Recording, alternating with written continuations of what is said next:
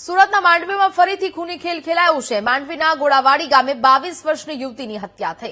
નિધિ પટેલ નામની યુવતીનો ઘરમાંથી મૃતદેહ મળી આવ્યો। ગળું દબાવી યુવતીની હત્યા કરી હોવાનું પ્રાથમિક તારણ છે। ઘરમાં રહેલો સામાન પણ વેરવિખેર હાલતમાં જોવા મળ્યો। લૂંટના ઈરાદે યુવતીની હત્યા થઈ હોવાની આશંકા હાલ તો વ્યક્ત કરવામાં આવી રહી છે। સુરતના માંડવીની ઘટના કે જ્યાં ફરી એક વખત ખૂની ખેલ ખેલાયો છે।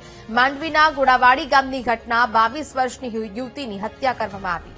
સંવાદદાતા નિર્મલ ફોન લાઈન પર જોડાયા છે। નિર્મલ, માંડવીના ઘોડાવાડી ગામે 22 વર્ષની યુવતીની હત્યા કરવામાં આવી છે, શું ઘટના?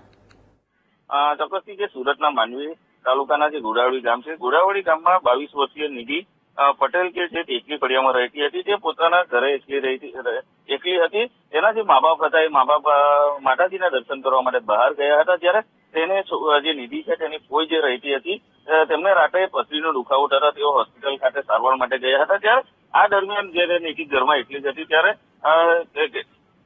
કેટલાક લોકો ત્યાં આવી પહોંચ્યા હતા અને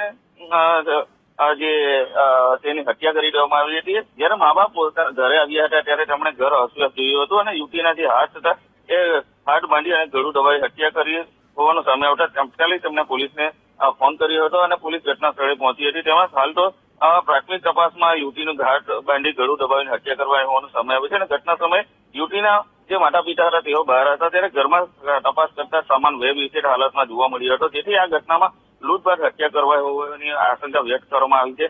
ઘટનાની જાણ થતાં તાત્કાલિક માંડવી પોલીસ ઘટના સ્થળે પહોંચી હતી અને ઝીણવટભરી તપાસ કરી રહી છે।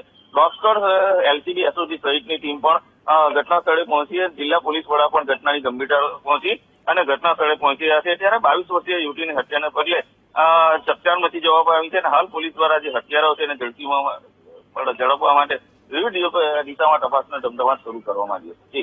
બિલકુલ નિર્મલ, જાણકારી બદલ આભાર।